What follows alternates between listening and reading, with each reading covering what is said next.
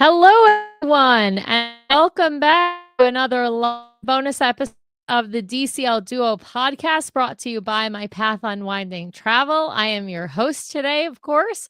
And as you can tell, Brian is not with me. He has a ton of stuff to do before we head out for Orlando, Florida ourselves on Wednesday as a family, and also had a work event. And he also didn't want a little bit of spoilers. So it's just myself hosting. But of course, I have the most amazing travel agency owner with me.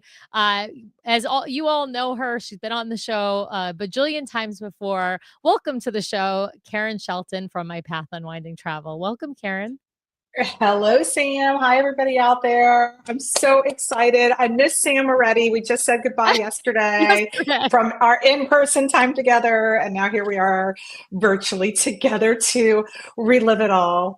Yes, absolutely. I also want to thank our bonus live show sponsor, the WDW Magazine and DCL Magazine, for sponsoring our bonus shows and live shows.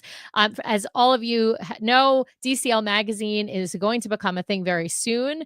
Make sure that you are signed up on their waitlist for the print magazine and the digital magazine. And also, if you'd like to buy anything in their store or subscribe to their magazine, you can use code DCL Duo for 10% off.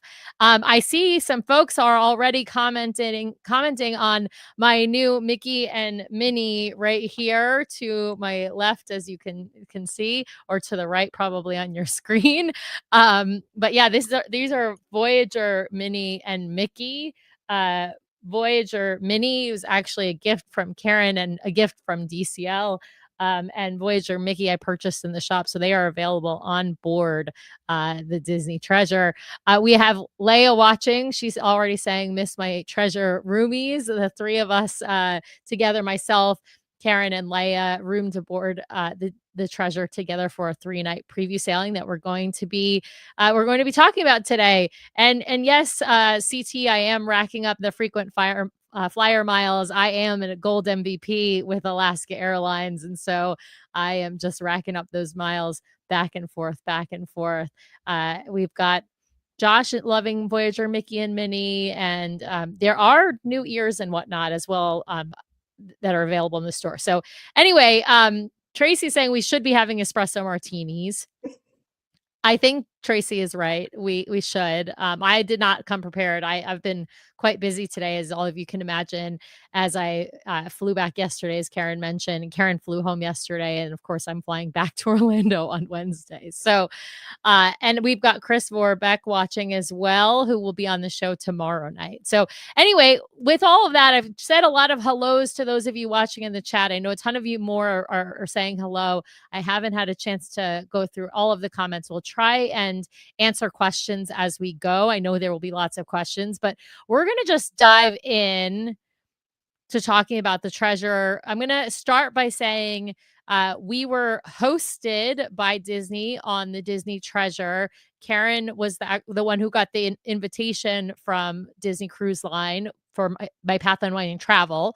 And so she decided to take me and Leia with her on this 3-night preview sailing. It was the second of what I'll call media previews. When I say media, that includes mainstream media, Instagram influencers, travel agents, sort of anyone who has, a reason to be invited on board. But prior to the 2 media sailings, there were cast member previews, which we'll call those rehearsals, right? So they had 2 Right. 7-night rehearsal sailings. Then they had 2 3-night sailings. Right now, there is a 5-night sailing happening. It's another cast preview sailing. So it's another rehearsal with cast and cast families on board. We got to mention the news from today, though, Karen.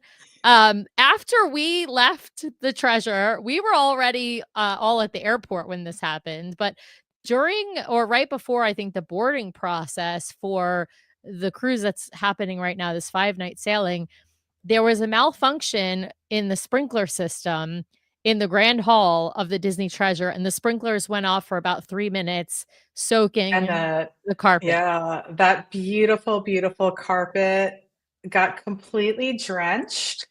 And the update as of a couple of hours ago is that they are still furiously mopping it, have blowers on it, and have it cordoned off. When we were exiting the ship, it was all roped off so that nobody could just cut across it. We just thought, okay, they're trying to just preserve this beautiful thing and not have a lot of unnecessary traffic, especially with all the roller bags. And then shortly after, just that torrential shower from the sprinklers. But hey, this is why these are test cruises. They're still working out a few glitches. This ship is far and away much more ready for the maiden voyage than the Wish was back 2 years ago and then some, when the Wish maiden voyage was delayed, and there was still construction and tweaks, major tweaks happening on the preview. This ship is really, really close to perfect, as much as any ship can. There's always, little things can happen. But obviously another little glitch happened, and I'm sure that they had their engineers furiously figuring it all out, so that will not be happening again. Yeah, I feel really bad for the crew right now for obviously having to deal with that just from a logistics standpoint. But I also feel bad for the guests on board. I know they're preview guests, so they're also being hosted by Disney, meaning they're on for, not paying cruise fare, just paying taxes. But, a lot of the events and things that happen on the ship happen in that beautiful grand hall.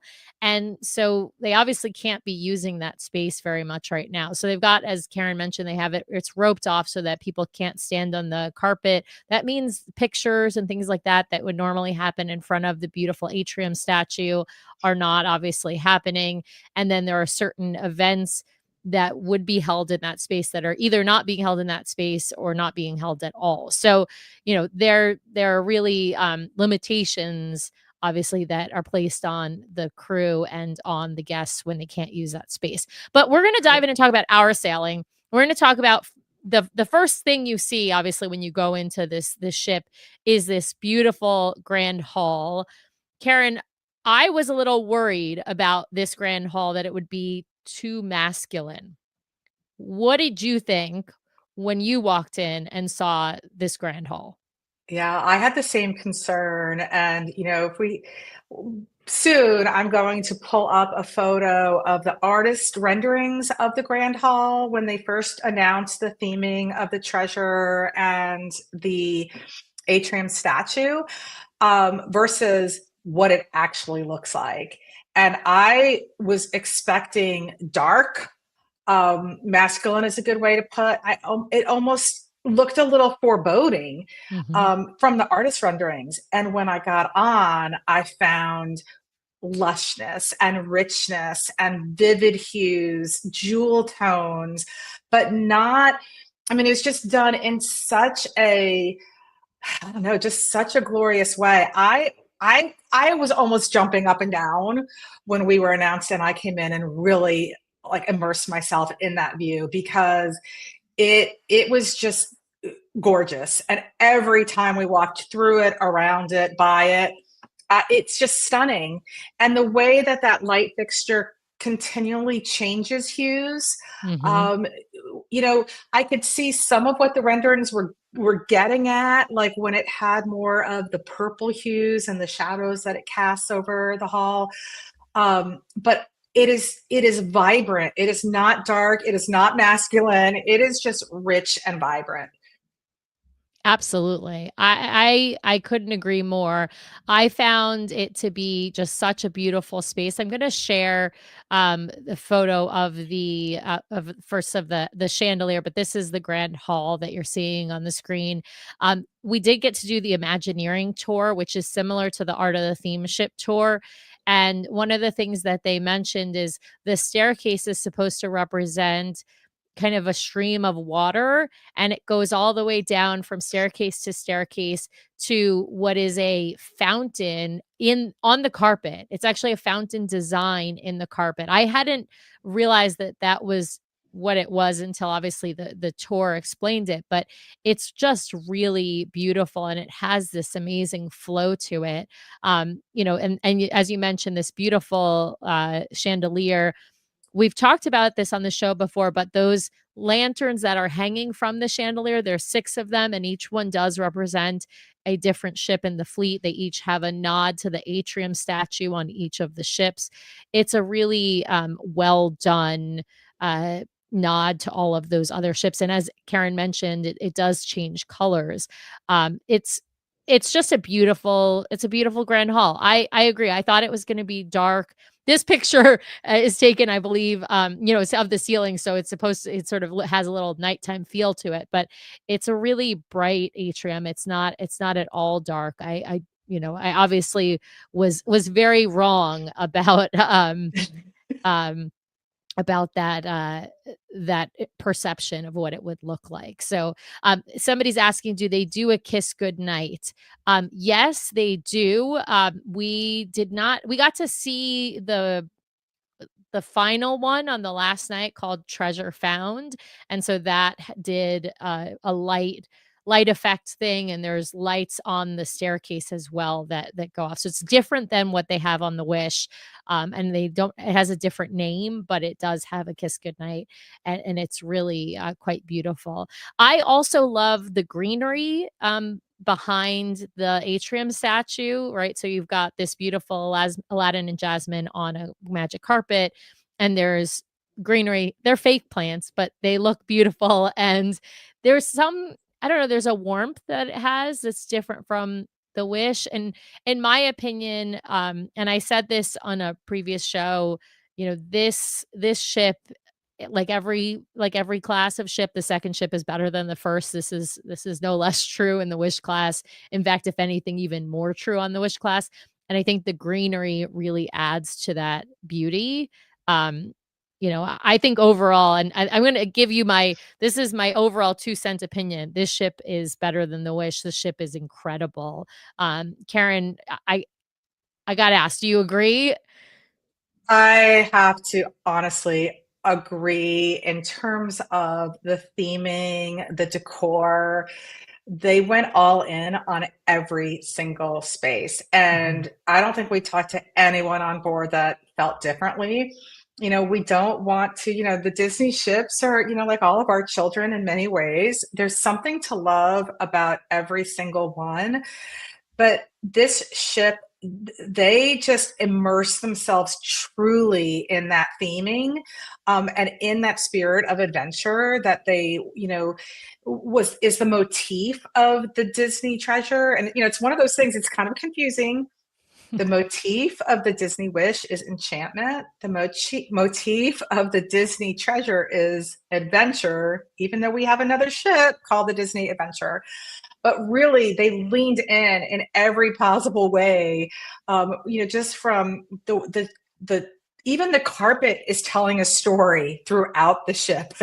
So there's just so much to see. And you can see in this picture of the three of us, just the joy that we had as we boarded, but also the light and the reflection Yes. of the sunlight that's coming in, and the greenery and the colors, and And the the carpet. stairwell flowing down and the dry carpet. We do have a couple of questions and comments here. First, I'm going to answer, level with us. Is there space for a suitcase under the beds? Have no fear, Oh there's my space. gosh. We put our we had 2 away suitcases. We could have probably put 6 away suitcases under the bed. I mean, there Yeah. was that. It's high enough. They rolled in, put souvenirs under the bed. There was so much room under the bed. Yeah. Well, I'll let you continue the flow if we're going to jump into whenever we're going to jump into Well, yeah, staterooms. we'll jump back and talk about staterooms a little bit. I wanted to talk about this comment from Taryn. The Wish had so many constraints with supply issues in the pandemic. I'm so glad to see the treasures level of detail in everything. That is very, very true.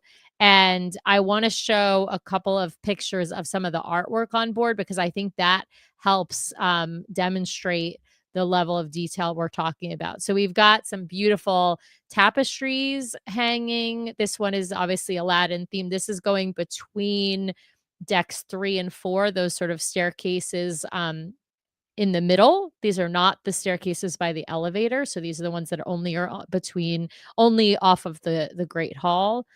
Oh, this is not what I want. I have a couple. Sorry, I have these like mixed up. Oh, here's this one I wanted to show because this is just like the one on the Wish, but this is one of the Treasure. So this is what we call the cutout mural, and so it has, you know, the different spaces. There is a trivia question of which space is missing from that Karen and Leia actually asked me because they had heard from a cast member and they quizzed me on it. I will tell you, it was, I couldn't figure it out. It was like my third guess before I got it. But I won't spoil it for all of you. I got to talk about this. Actually, I'm going to let Karen talk about this. Karen, why don't you tell folks what is this? There's a few of these on board, but tell people what this is made of. So this is a mural that is actually made of preserved moss. And, you know, again, it just brings this texture and life to the artwork that you know, you don't see. It kind of harkens on to these living walls that we see, you know, in different cities, outside hotels and restaurants and whatnot. And we were encouraged on our tour to actually take a sniff. And it does it to me, it even smelled a little bit like Castaway Key. It just Yeah. has this, you know, Earthy. fresh, earthy, herby smell. Yeah. And I mean, it's just gorgeous. And then there's the Marceline Market has a similar Mhm. similar signage. Don't know for sure if it's also made of the dried moss. I think Um, it is. I think it is also made of, here's the there Marceline you Market go. one. Yeah. There you go. But yes, Beth is watching from the plane on her flight home from Walt Disney World and asked, "Is it the same mural that you were sniffing, Sam, in that fun Yes. picture?" Yes. So the one, okay, so the one you just saw that was not the Marceline Market one, but the one that you saw that was of Tafiti from Moana. Yes, I was sniffing that mural in the picture on board. Sorry, I'm gonna scroll through just to get to the art pictures. This one is, I'm gonna call this a moving mural. This is Yes, an art they called it floating art, I believe, on the floating art. tour. Okay, Hmm. yeah. And this is the Steamboat Willie floating art. This is down the corridor between the two 1923 restaurants. So you've got, you know, Walt on one side and Roy on the other side. And this is, it moves. There is a little cruise ship that comes out in one spot right over here. I don't have a picture of it as it comes out. There is also a fish that jumps out at certain times. This is just another cool piece of art on board. Sorry, I'm gonna have to scroll through. I don't, as I said, I don't have these in a great order. Here is one of the mosaics. This is outside of the Hey Hey Cafe. So just incredible artwork all throughout the ship. This is another mosaic. This we heard uh I forget from the song Prince Ali when they talk about the peacocks and how And the number many of feathers. feathers they have. Whoever can tell me that number, but in the chat, but this is the peacock that has that many feathers. But there's just the attention to detail everywhere on the ship is incredible. Uh, It is just gorgeous. And honestly, you know, when you are sailing on the Wish, I encourage you to take some time to smell the roses, so to speak. Smell the mural, but really explore the different corners of the ship. Look mhm, at the artwork, you know, on all the different landings. You know, there's two sets of staircases, and every landing has something unique and different. Look at the artifacts inside and outside 1923. Look at the carpets at the elevator landings, forward and aft. Look at the carpets in your stateroom and in the public areas. And if you're in concierge, check out those carpets. There's so much detail yeah.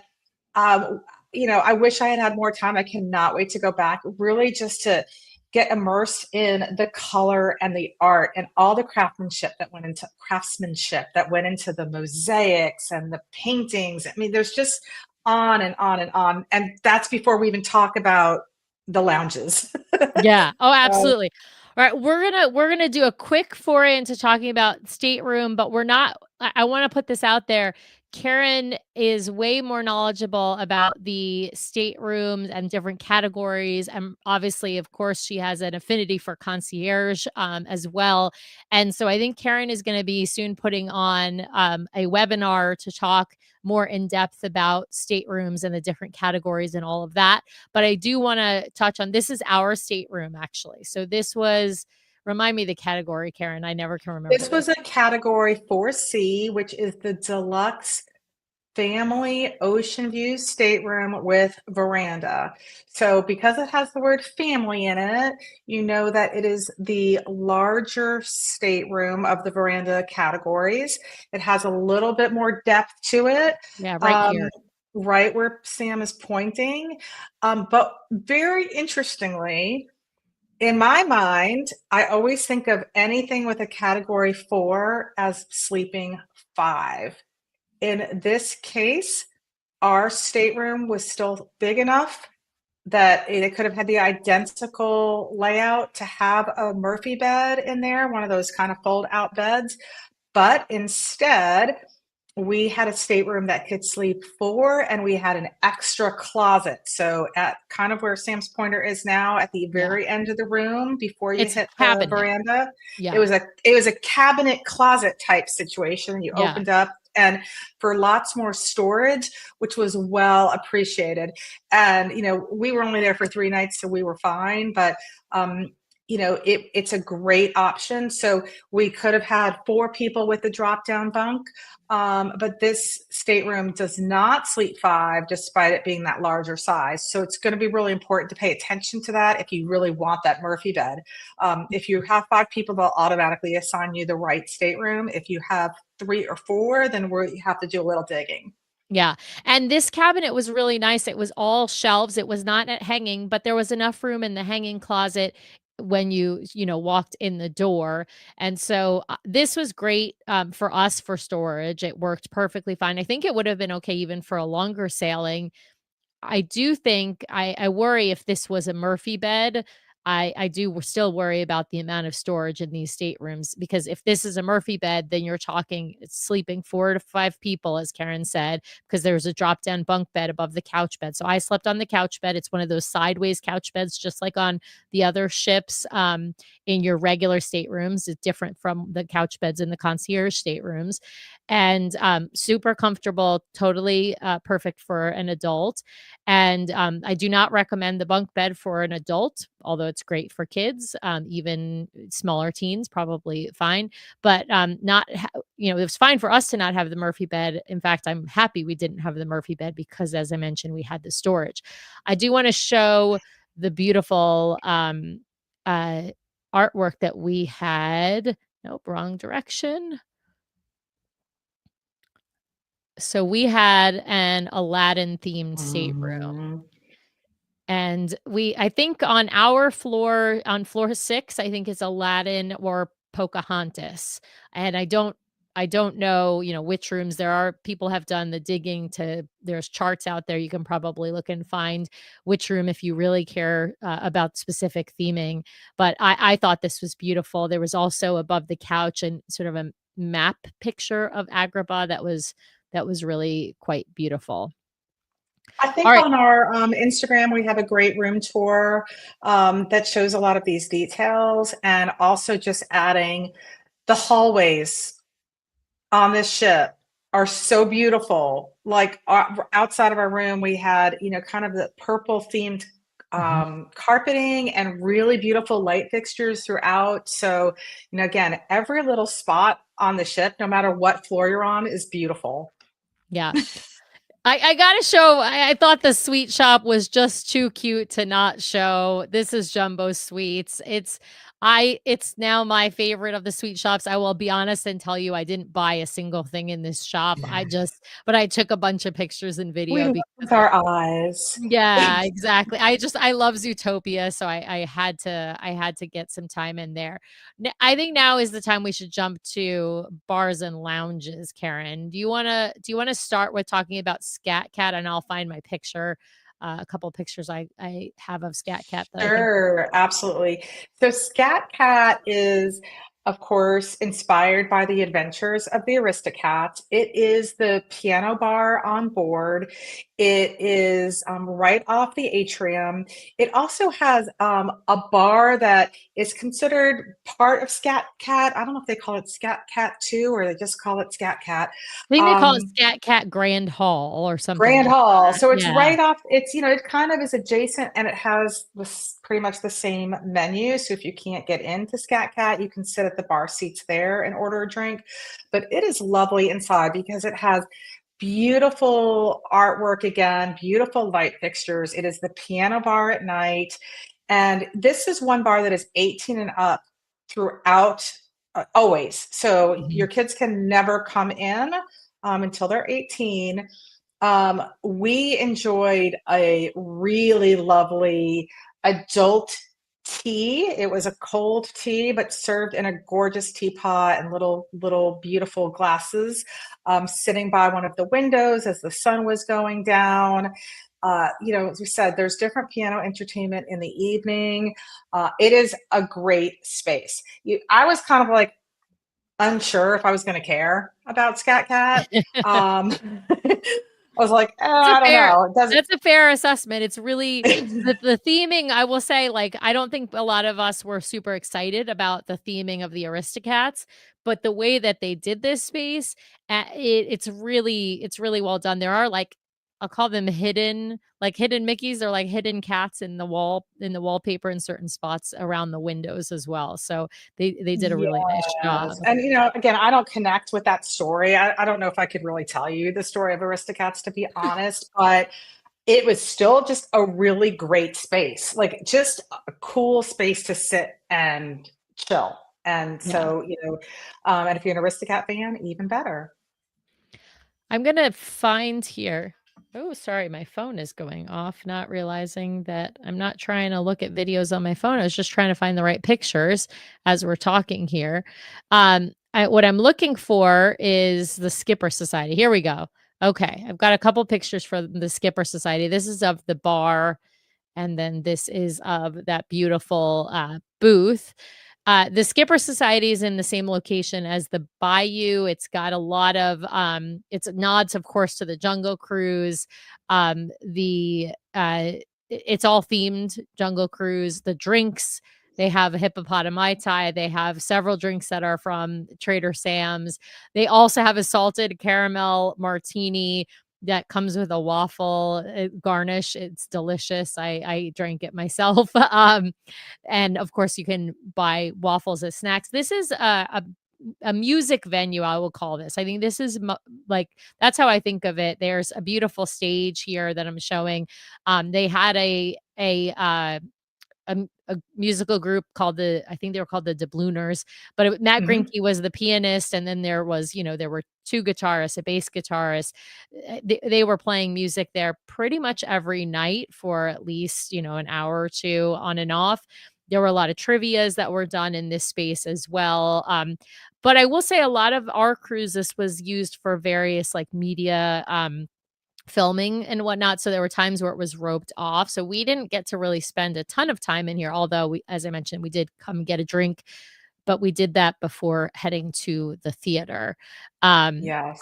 I I think will this just is add that I think that, much like on the Wish with the Bayou space, I it took me a little bit of time to get used to the idea of the lounges not being kind of separated out in their own adult district. And Mhm. now I love it. I just feel like it creates this vibrancy in the center of the ship as you're coming and going from the shows or the shops. And, you know, in the daytime, all are welcome. In the evening, it becomes more of an adult area, but it feels more vibrant, not like you're like hidden away, like, oh, I'm an adult on a Disney ship. It's like, hey, yes, I am an adult on a Disney ship, and I'm going to embrace everything about this theming. Grab one of those. There's two booths. Grab one of those booths if you can. And I think it's a great area. Yeah. Now, of course, we have to talk about everyone's, what everyone is enamored with right now, which is the Haunted Mansion parlor. I'm going to just let this kind of play as we go. I've got a bunch of different videos, and I'll try and play a few of them. Some of them have lots of people in them. I can't really help you with that. I haven't had a chance to really do a ton of editing on these videos yet. But my hope is I'll be able to get some of these up on social media soon. But it was packed a lot of the time. This venue is all ages until 9 p.m., and then after 9 p.m. and later, it is adults only venue. This was very, we'll call this oversubscribed. I mean, it's an amazing space. I'm not trying to downplay it. It's a really cool space, but it was packed all the time. There were people lining up for it all the time. It's a small space. I don't think I really remembered how small it is because comparatively on the Wish, it's very open and there's not usually a ton of people in it. On the Treasure, there's always a ton of people in it, and there's a lot of sound effects going on and lighting effects going on. So it's darker a lot of the time. There's times where the lights go lighter, but it is definitely a really, really, really cool space. To me, one of the best things about this space is the pictures that sing. There are singing pictures on the wall. They sing the the ghosts come out to whatever, song. Grim Socialize. grinning ghosts come out to socialize. Thank you. Grim grinning ghosts come out to socialize. They do that a I mean, lot. it feels like you're on the Haunted Mansion attraction with a cocktail in your hand, and you Yes. get this when you're on the Haunted Mansion attraction, you look down on the dining room and they're all dancing, and you just think, I would love to just go down there and hang out. It's kind of like that. You're actually in it. Yeah. Every detail is, and yes, it's darker, but it feels more intimate. And again, it's just lush. The lights the lighting does change, get more bright at times. There's so many features of the show that, I mean, there's no way that we saw all of them. Um, Great drink menu, really, really fun. So take your time. Another reason that this is great to be on a 7 night Yeah. because you'll have, many opportunities to enjoy it. Absolutely. I mean, right here we see the skeleton fish. This is a super cool effect. Obviously, here's a picture of me at the entrance. I have quite a few more photos and videos, but it honestly too many to show you here unless we're going to spend an entire show talking about this man the haunted mansion. But there was one more I wanted to show. This one is fun, and this is the one where he's going to be singing. So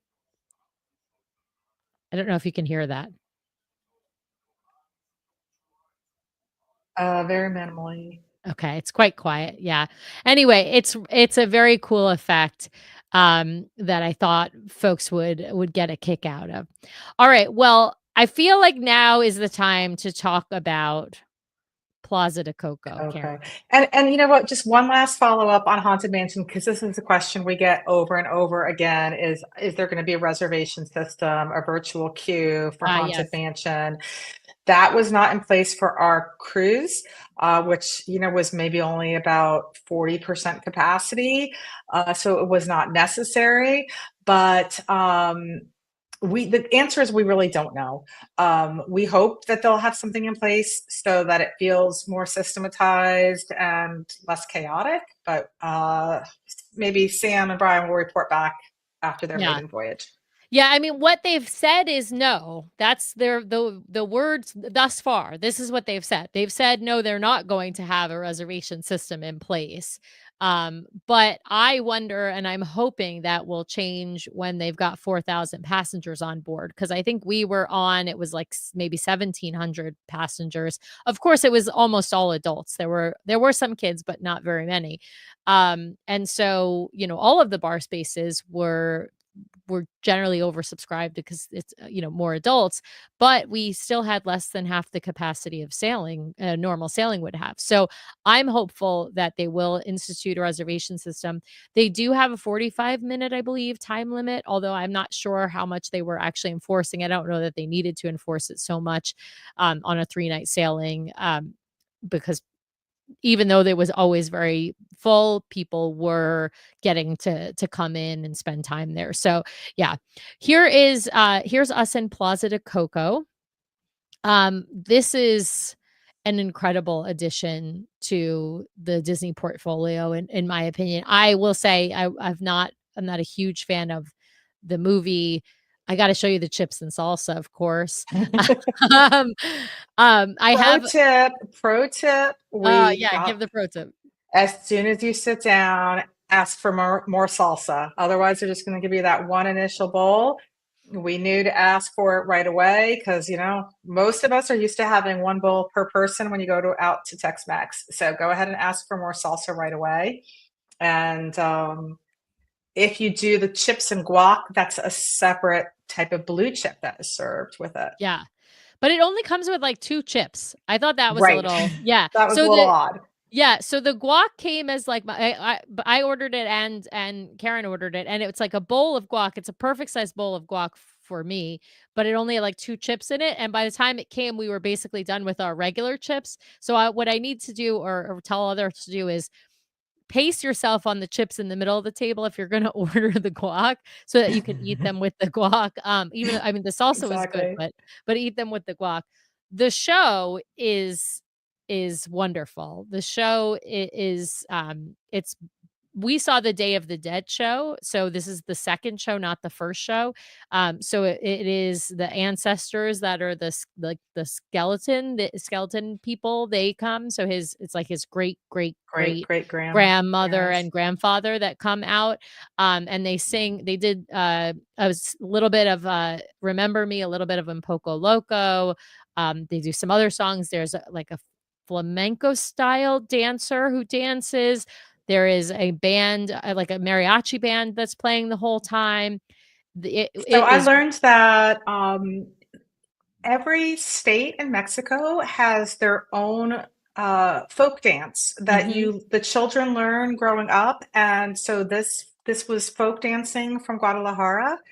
The performers are all Mexican American or Mexican, of some connection to that culture, so that they really understood the stories that they were telling through song and dance. Yeah, the mariachi band was incredible. A lot of the music is in Spanish, but the story really unfolds in a way I think that is moving. If you really take the time to pay attention to the story in the Plaza de Coco experience, you can't help but be moved by it. And there's some touching moments that kind of help sort of pull it all together towards the end. So stay through the entire show. And it is a long show. It goes throughout your dinner service. It is not like there stops and starts. It's not just like a run, quick thing. It is throughout the whole dinner. Yeah. And Linda's got me the names here. And by the way, I saw multiple Yes, comments I can saying remember. 53 of the feathers. So thank you for all of you who remembered the number of peacock's feathers. But Hector and Imelda, so they are the great great great great whatever. I don't know how many greats, but the grandparents. So they come, and they dance and they sing as well. So Beth is asking about the food. I'm going to show you what was, I think, our favorite. Oh, wrong direction. But here's more of Miguel. This, I think, was maybe one of our favorite dishes. This is the chicken enchiladas appetizer. I'm going to say there were hits and misses on this menu. There were more hits than misses, though. I thought the queso was a great dish. I thought this chicken enchilada appetizer was great. There was a pork carnitas that Leia ordered that was fabulous, although they didn't bring her the tortilla shells. We didn't need them. We Right. had enough carbs with all the chips that we all ate. But and then of the desserts, I ordered the sundae, which was great. You ordered the churros, which were really good, and then There we also had Cappuccino, a cheesecake, cappuccino right? cheesecake brulee. Cappuccino cheesecake brulee was probably the best version of cheesecake I had on board. Yeah. I think you said queso, but you meant to say guacamole Oh, because guac, there not was sadly, no queso. We might have to start a petition. We also tried the chicken mole, which we thought was oh quite yes. good. Some people, if you're not used to mole, you might think, this doesn't look appealing. And I don't know that I've ever seen chicken mole, like, except maybe it's super, super high end places, but it's not meant to, it's very much a home stew kind of dish. But that was actually quite good. I think the soups were more of a miss, Yeah. sadly. But they're still working. And I ordered the steak that sounded really good on the menu, and I was served a prime rib. It seems like this was a supply issue. Again, it's still a test cruise. So, their intentions of what's on the menu, I think they just weren't able to execute it for whatever reason. It was a fine prime rib and twice baked potato, but not what I was expecting. But so many, enough dishes on in the restaurant to do a great job. Yes, there were several great margaritas at the table. Mhm. They also have is it horchata, which is Yes, the like horchata. that, and Yes, you could get a souvenir cup with that. It's delicious. that's right. I think Christy had So the horchata. yeah, so lots of great beverage options. Really, the bar menu on board this ship, Is really fantastic everywhere you go, everywhere. everywhere you go. Yeah, and Haunted Mansion, So I should have mentioned I had I think it's the something catch, I can't remember, I have a picture of the menu that I'll post online, but yeah, really great drink there. The banana bread sundae was the sundae that I was talking about, that was with dulce de leche ice cream, that was fantastic.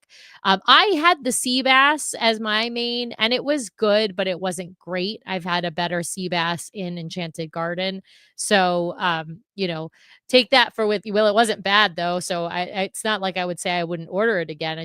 I would order the carnitas that Leia ordered. I thought were the best of the entrees.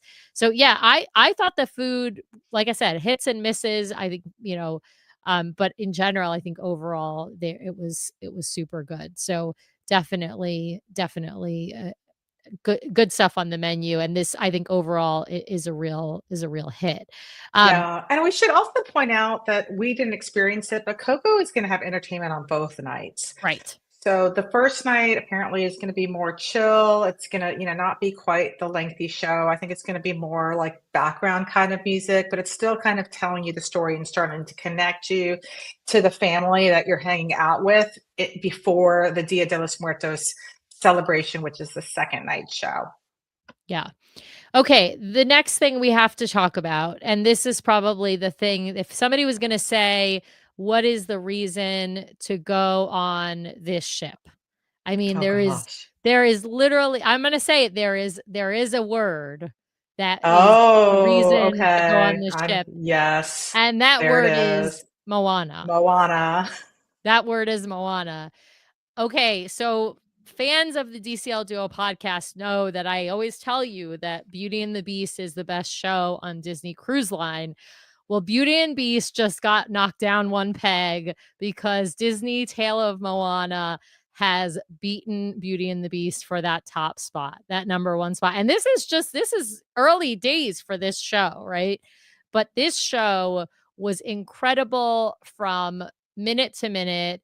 It started, I had a picture here. It actually starts before the show starts. So Exactly. There's pre-show entertainment. So if you are the type that likes to get to your seat early, or you avoid getting to your seat early because you think I'm going to be bored, get to your seat early, get a great seat, because there's all kinds of entertainment and things going around, and cast interaction that just flows into the opening of the show. Yeah. This gentleman, who was standing right in front of us as we were seated in the audience before the show starts, he's talking to us. He's telling us about Moana's people and about their history of being wayfinders and, fishermen and all of that. And he ends up being a different character in the actual show. He ends up being the old tribal leader from the past when they were wayfinders before they stopped being wayfinders in the Moana's time. And then he's also in Beauty and the Beast. He plays Maurice. He plays Belle's father, Maurice. Such a great This Maurice. Yeah, so this gentleman was fantastic. He is definitely one of the stars. But I cannot stress how much the woman who plays Moana, who is, I believe, a Hawaiian actress. I apologize, I don't know her name. There's no playbill on these shows. That unfortunately we were talking about this We're because saying this should be, because the talent is incredible. It is so good, so good. And the great thing about the Treasure is that you have the number 1 and number 2 shows on Disney Cruise Line. Exactly. And you have the number 1 of the what I'll call variety shows as well. Because the Welcome to Your Cruise show. Right. So Seas the Adventure is that, compilation show or variety show where they've strung together a plot with a bunch of different songs, and they've done it really, really well. In my opinion, I think it's better than Dreams and Believe that are on the other ships. There are others that disagree. They're wrong. That's okay. It's my show. But you have, as far as full stage shows, as Karen mentioned, you have the number 1 and the number 2 on one ship. So we got to we went to all 3 shows. I'm going to go on the 7 night to all 3 shows also. We got Seas the Adventure, then we had Moana, then we had Beauty and the Beast. So it was really nice to be able to do a back-to-back comparison. And this is saying nothing bad about Beauty and the Beast, because Beauty and the Beast is still fabulous. We had a fabulous Belle, we had a fabulous Maurice, we had a fabulous Gaston, we had a fabulous Beast. I mean, it was the cast, every person is like better than the next. It is just incredible. I cannot even tell you, Wesley, we are not living in an alternate timeline in the multiverse.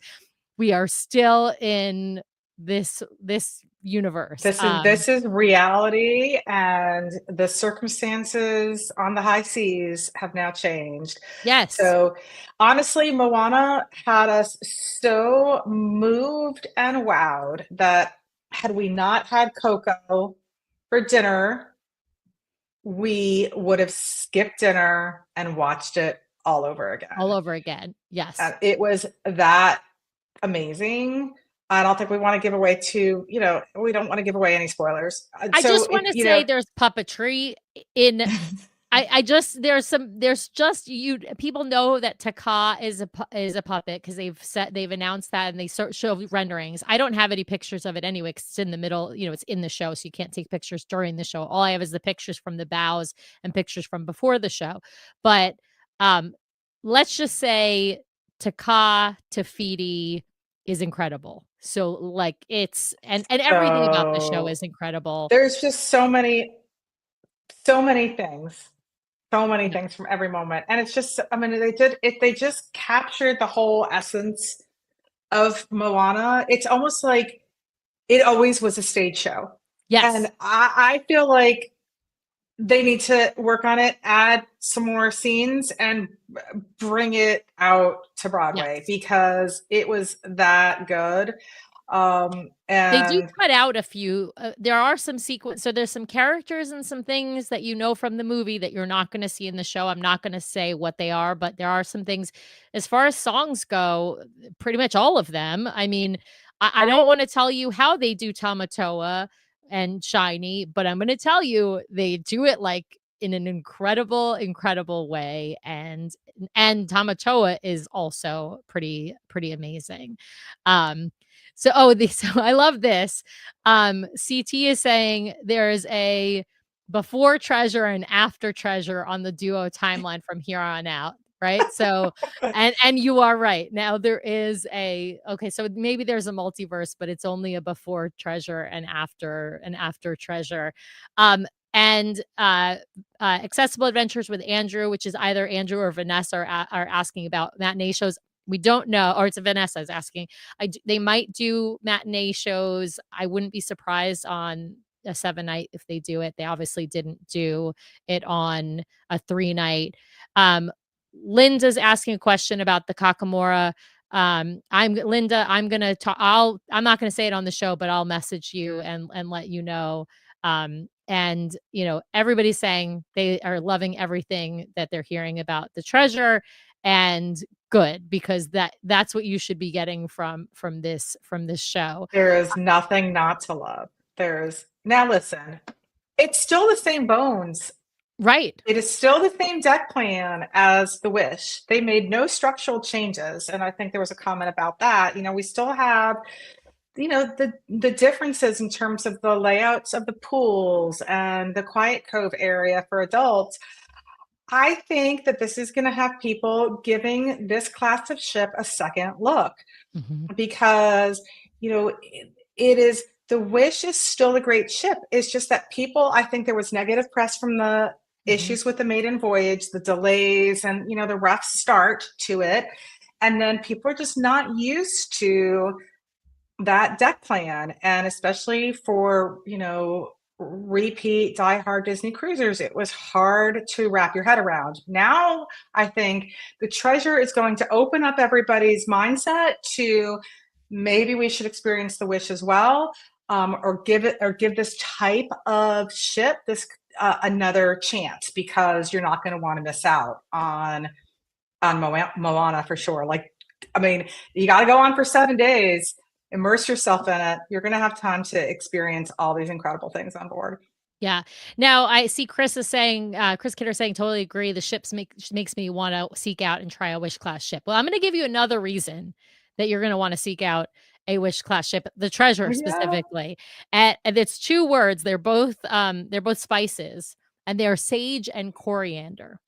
Sage and coriander are 2, I'll call them ship-wide entertainers. They are singers, dancers, comedians, improv artists. I don't know how else to describe them. They do a bunch of shows across the treasure. I got to experience, I think, 4 of their different shows. Some of them are 18 plus, some of them are family friendly. So I think I saw 2 of each with involving sage and coriander. They also kicked off the sail away party.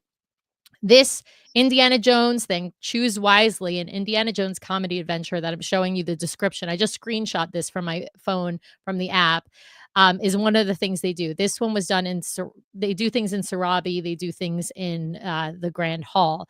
This one was a retelling of all Indiana Jones movies by 2 actors.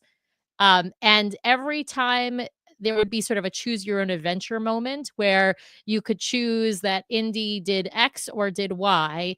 And let's just say if Indy did X, things maybe didn't go so well. And if Indy chose Y, things went well.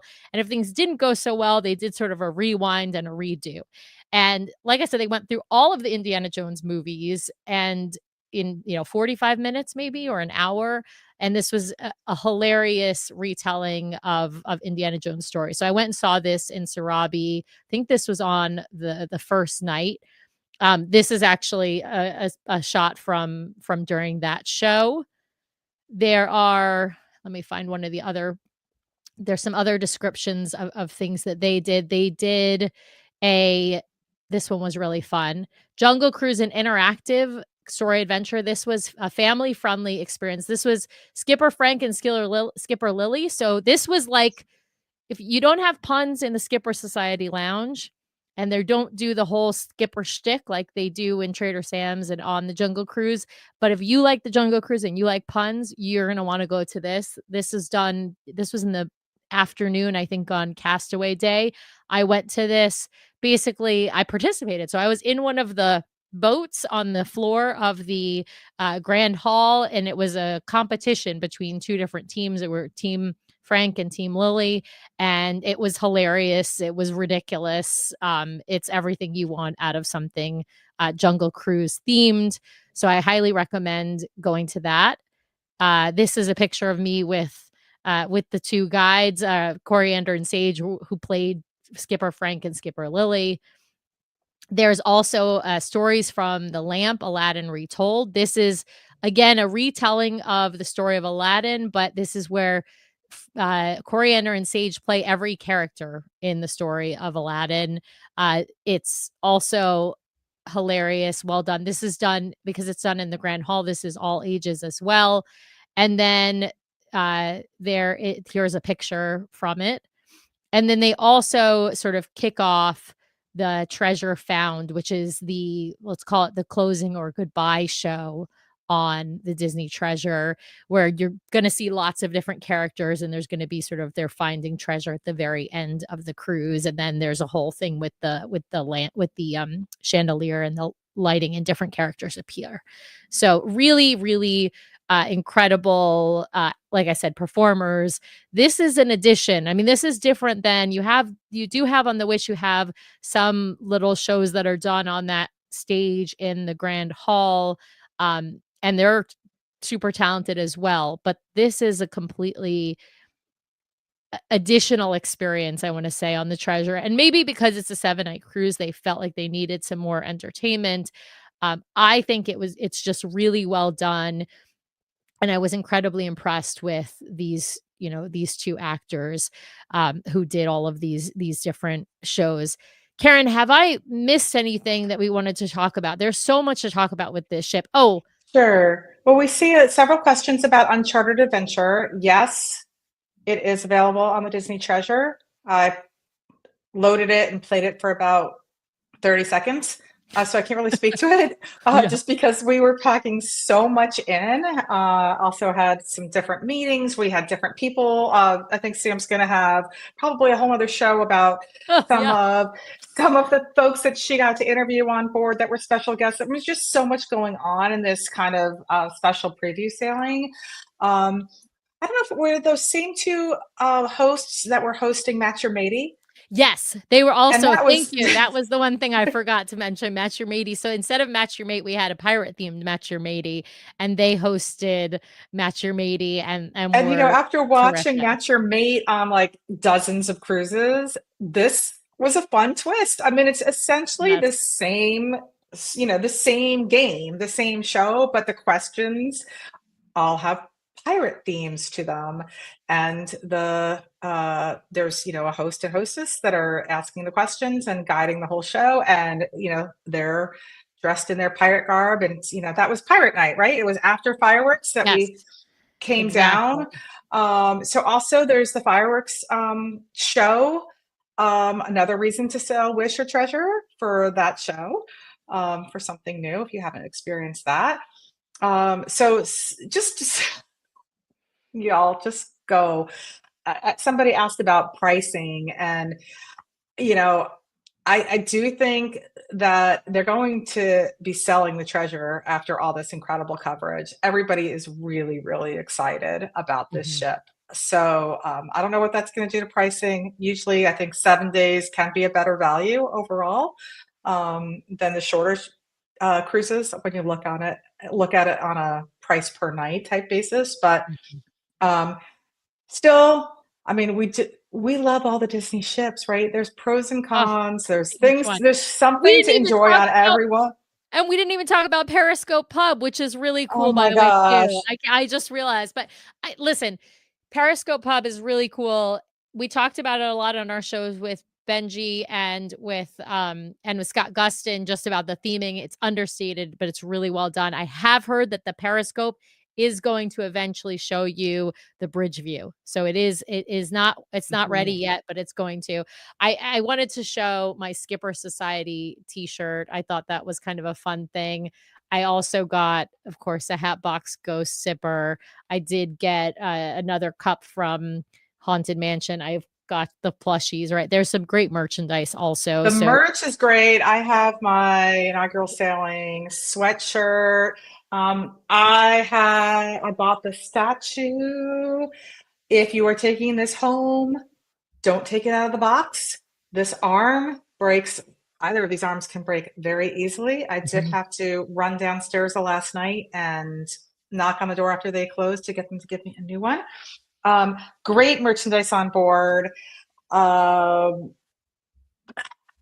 Yeah. the crew is really, really excited to be there. It's interesting. We met many crew members that are completely new to Disney Cruise Line. But they've had plenty of time to learn. We saw them learning. That's what these test cruises are for. And I think they have picked good people with good ability to immerse themselves in the standards of Disney Cruise Line customer service. Absolutely. And as they're growing, they're going to have to bring new, fresh faces. So that was exciting. Yeah. We There didn't is see the obstacle course yet. Yes, but there is an obstacle. So I wanted to answer Josh's questions. Does the ship have Incredibles inflatable obstacle course? The answer is yes, but it wasn't out during our 3-night sailing, or we've been told yes, but it wasn't out during our 3-night sailing. But of course that makes sense because it would be probably out on a ship when it's got more kids, and probably also out when it's, twice in a Right. a So they 7-night still sailing. have the hero zone where that incredible obstacle course it would be set up. The kids clubs, Sam, you have those queued up? Your I Sam's do journey. I do have them queued up. Kids club are I will tell you they're beautiful, but they are exactly like the Wish. So they're pretty much identical to Wish. So if you've seen the kids clubs on the Wish, you will and like them, you will like the kids, both the Oceaneers Club, the Edge, and the Vibe. With that, I've got to wrap up the show. We're already at over an hour in. I want to let folks know we will be back tomorrow night, but an hour earlier tomorrow because Nathan has a band concert tomorrow and we can't be late for his band concert. So we will be on at 4:30 p.m. Pacific, 7:30 p.m. Eastern. Tomorrow night, I will have Chris Vorbeck with me. We're gonna get his take. You'll get more of my take. I'll answer some more of these questions that are in the chat if I remember them. Otherwise, hold your question and make sure to re-ask it tomorrow. But I want to give Karen the opportunity to tell you how to reach out to her if you'd like to book your next Disney vacation or your next regular vacation. But I'm telling you, book the Treasure, call her, email her right away. Just do it. Karen, That's tell right. people how to get That's in touch right. with you. So you can find me at mypathunwinding.com/DCL duo. You can find me at Karen at mypathunwinding.com. You can find me all over Facebook. I'm in the DCL duo group. I'm in our own groups. Just message me. We'll connect. Connect you to myself or any one of our amazing team, many of whom have been on the show and are all well versed about Disney Cruise Line and a wide range of vacations. So looking forward to helping you all plan your next next adventure on the high seas or elsewhere. Disney just announced, by the way, an offer of a reduced deposit. It doesn't really change the cost of your cruise, but this usually comes out every year about this time, where they do a 50% discount on your deposit. So normally deposits are 20%. This time it'll be 10%. There's going to be a few restrictions on that. You'll have to pay it eventually, but this helps you reduce your upfront cost. So we have access to all of those great things. And a lot of people are starting to plan their vacations for 2025 and into 2026. So thank you. Yes, hit that like button for the DCL Duo. Follow them, subscribe. Come follow and subscribe My Path on One Day Travel. We had a ton of content that we collaborated on for Instagram, Facebook. So be on the lookout because we still have more and more to share. I mean, there's just too much. So exactly, we couldn't keep up with it. We were recording and taking photographs everywhere we went, but we didn't have enough time to post it all. And frankly, you'll want to see this over time because it's just fantastic. I want to give a huge thank you to Karen for inviting me on to the Disney Treasure with her and with Leia. One, I had an incredible time with them because they're just incredible people, but it is just, I am so thankful to have that opportunity. And for all of you out there, we've said this before, but I'm going to say it again. If you want to support the show, the best thing you can do to support the show is book your travel through My Path Unwinding Travel. Because if you do, maybe she'll want to give me, you know, another opportunity like this, right? So keep booking that travel on My Path Unwinding. And Sam, it was a do appreciate it. pleasure. I mean, it was the best roommate, and the three of us made a great team. We were super productive. You all, it is work. I mean, it's the funnest work, but it's exhausting. We do it all for you and for the love of our passion for travel like this. So, so glad, and can't wait to see you all the next time. All right. Well, thanks everybody for watching. Again, we'll see you tomorrow night, 7:30 Eastern, 4:30 Pacific, right here, same place. See you then. Good night.